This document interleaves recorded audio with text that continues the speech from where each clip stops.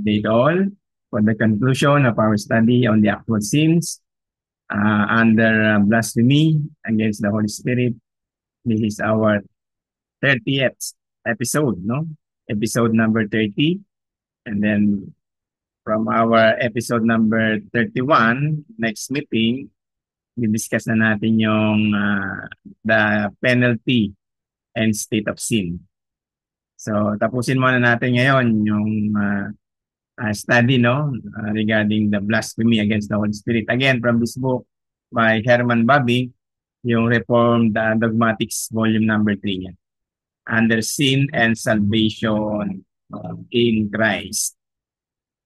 Okay, so page number 156 and 157.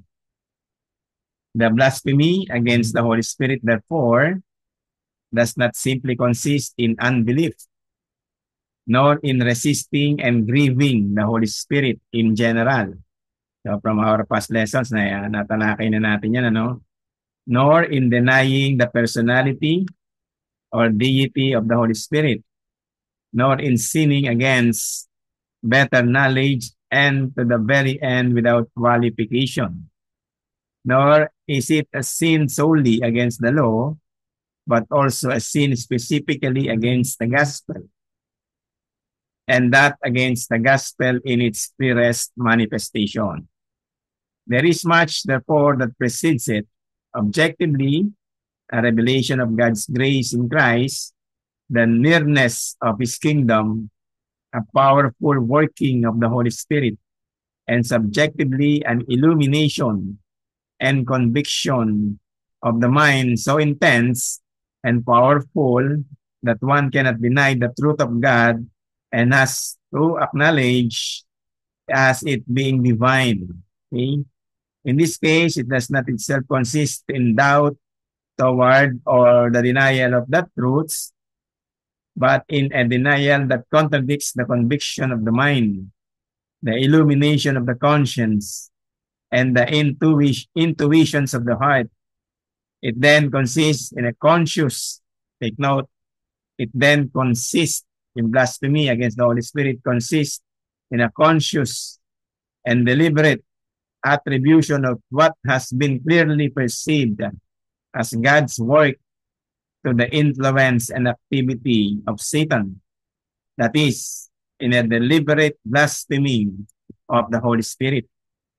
A defiant declaration that the Holy Spirit is the Spirit from the abyss, that the truth is a lie, that Christ is Satan himself.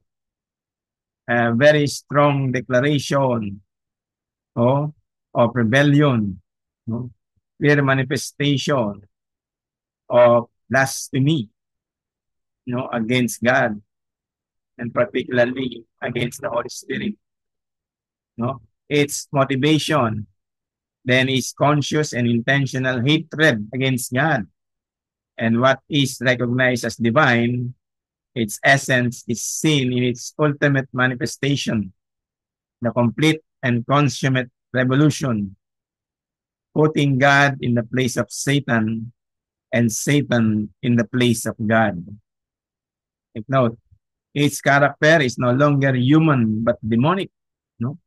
Hindi na ito makatao, kundi ito'y demonyo, demonic activities. Yung putting God in the place of Satan and Satan in the place of God. And among other of its similar occurrence and declaration. It is no longer human but demonic activity. Although it is in the case that the devils do not commit this sin in their particular form, since God's grace has not appeared to them, Christ has not assumed their nature, the Holy Spirit has not been poured out among them, and the kingdom of God has not come upon them, yet demonic sin bears the same character as the blasphemy against the Holy Spirit. It is also for that reason unpardonable. Maging yung mga demons, demon spirit, committing the sin against the Holy Spirit, blasphemy against the Holy Spirit, unpardonable sin. God's grace indeed is not too little and too powerless to pardon it, but also in the realm of sin, there are laws and ordinances that God has implanted in it and maintains. And in connection with this sin, that law consists in the fact that it rules out all remorse, scorches the conscience shut, definitively hardens the sinner, and in this way makes sins unpardonable. Meron ng hardening of the heart of the sinner. Yung conscience nila, sarado na, konsyensya, no? At yung sinner ay nakakomit na talaga ng unpardonable sin. Aside from in the Gospels, there is nowhere in the scripture any direct mention of the sin. But this act of blaspheming the Holy Spirit can be committed in various circumstances. This is similar also with the sin of apostasy. Inulit lang dito ngayon ni Herman Babing, yung apostasy almost synonymous with blasphemy against the Holy Spirit. Nandun nga raw sabi niya sa Hebrews chapter 6 verses 4 to 8 and Hebrews 10:25 to 29. That those who have once been enlightened and have tasted the heavenly gift, no, and have shared in the Holy Spirit, in mga apostate, then falling back into Judaism, umabalik sila sa dati nilang religion, no, na hindi kumikilala sa ating Panginoong Hesus, yung Judaizers, Pharisees, no, Sadducees, no, yung mga religious groups and leaders during the time of the Lord under Judaism or Jewish religion. They spurn, they crucify and hold the Son of God up to contempt. They profane the blood of the new covenant and outrage the Spirit of grace cannot possibly be restored to repentance. Wala silang kaligtasan, no? In 1 John chapter 5 verse 16, may reiterate lang dito ni Babing yung sinabi rin ni Maastricht sa kanyang libro, no? Na we similarly find testimony to the effect that there is a sin that in virtue of its very nature necessarily leads to death without conversion. Okay, dito yung total separation from God. Ito nga, yung aralin natin next time, yung eternal death. Wala nang conversion, wala nang salvation doon. And for which John does not say does not command that one should pray. No prayers should be made to those committing the unpardonable sin. No? At yun po yung sinasabi ni Apostle John sa 1 John chapter 1, or rather sa 1 John chapter 5 verse 16. John's letter as a whole, it is probable he was thinking of a firm and deliberate denial of the Christ as the incarnate Son of God.